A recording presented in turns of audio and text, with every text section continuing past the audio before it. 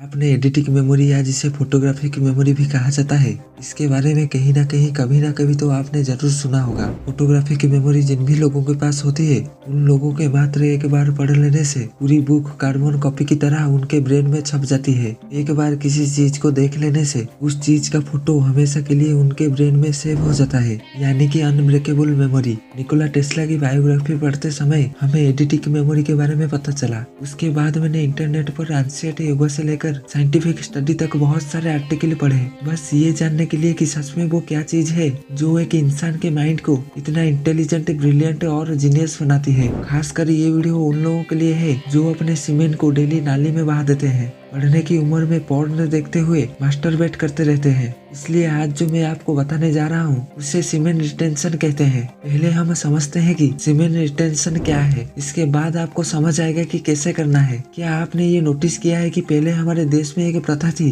गुरुकुल प्रथा, जिसमें कि बच्चे जैसे ही 13 साल के होते थे उसे पढ़ने के लिए गुरुकुल भेज दिया जाता था, और जब तक वो 25 साल का होता था तब तक वो वहीं पर रहता था। इसके पीछे का साइंटिफिक रीजन पता है क्या है? 13 साल का होते ही हमारा बॉडी सीमेंट बनाना शुरू कर देता है, और जब तक हम 25 साल के होते हैं तब तक हमारा प्री फ्रंटल कॉर्टेक्स, यानी कि हमारे दिमाग का वो हिस्सा जो हमें इंटेलिजेंट और जीनियस बनाता है, वो डेवलप होता है। इसलिए गुरुकुल में 25 तक ब्रह्मचर्य का पालन करना अनिवार्य होता था। अब आपको सीमेंट रिटेंशन और ब्रेन डेवलपमेंट के बीच लिंक समझ आ रही होगी। इससे पहले कि मैं आपको ये बताऊं हाउ डज इट वर्क, उससे पहले ये जानते हैं कि दुनिया भर के जीनियस इसके बारे में क्या कहते हैं। स्वामी विवेकानंद से शुरू करते हैं। स्वामी बोलते हैं कि हमारे दिमाग में केवल एक सेक्स के विचार आने से, यानी कि केवल एक सेक्स की थॉट्स ब्रेन में आने से लोगों का 8 दिनों का बना हुआ ओजस, यानी कि इंटेलिजेंस नष्ट हो जाती है, और केवल एक बार सेक्सुअल एक्टिविटी में इन्वॉल्व होने से 45 दिनों का बना हुआ ओजस नष्ट हो जाती है। स्वामी विवेकानंद जी कहते हैं कि शरीर में इदा, पिंगला और सुषुम्ना, ये 3 पोटेंशियल चैनल्स होते हैं जिनके माध्यम से एनर्जी हमारे शरीर में फ्लो करती है। एक ऑर्डिनरी इंसान में केवल इदा और पिंगला ही एक्टिवेट होते हैं, लेकिन ब्रह्मचर्य और इंटेंस मेडिटेट करने से सुषुम्ना भी एक्टिवेट हो जाती है, और सुषुम्ना नाड़ी से एनर्जी हर एक चक्र को खोलती हुई ऊपर की तरफ बढ़ना शुरू कर देती है। और लगभग 12 साल के ब्रह्मचर्य के बाद शरीर में मेधा नाड़ी, या जिसे नर्व ऑफ मेमोरी भी कहा जाता है, मेधा नाड़ी के एक्टिवेट होने के बाद उसका दिमाग इतना शार्प और इंटेलिजेंट हो जाता है कि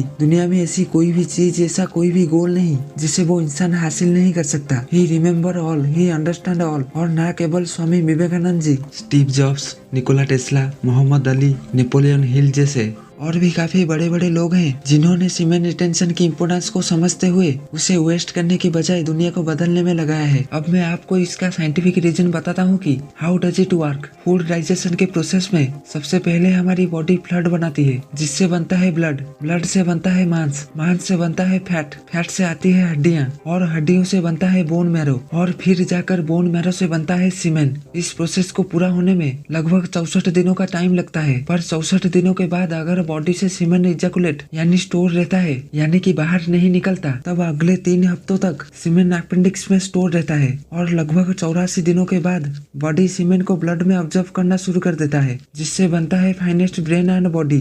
अब जो पॉइंट मैं आपको बताने वाला हूँ वो है नेचर ऑफ द माइंड। एक बहुत सी फेमस क्वाट है, the difference between the ordinary person and great person lies in the degree of concentration. So concentration के आधार पर 3 तरह के माइंड होते हैं। First monkey mind, second concentrated mind, third blessed mind.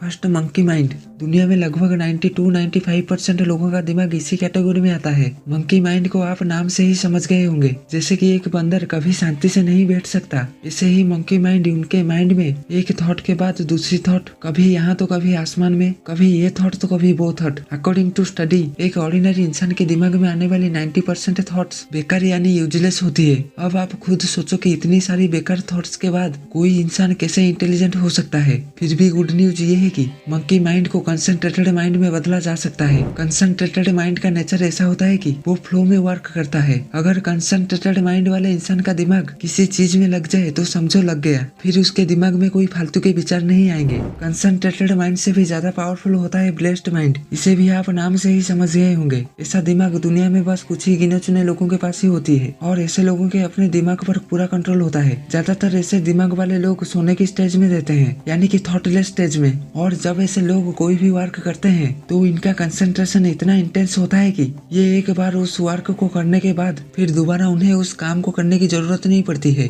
यम, नियम, आसन, प्राणायाम, प्रत्याहार, धारण, ध्यान और समाधि, कोई भी इंसान इन क्रियाओं को पूरे डिसिप्लिन के साथ फॉलो कर ले तो वो इंसान ब्लेस्ड माइंड के स्टेज में पहुंच सकता है और इजीली सीमेंट रिटेंशन कर सकता है। दोस्तों, अगर आपको ये वीडियो पसंद आया है और आपको इस वीडियो से कुछ सीखने को मिला है तो फिर जल्दी से जल्दी आप हमारे चैनल को सब्सक्राइब कीजिए ताकि हम आपके लिए ऐसे ही वीडियोज बनाते रहें। तो चलिए फिर मिलते हैं अगले वीडियो में।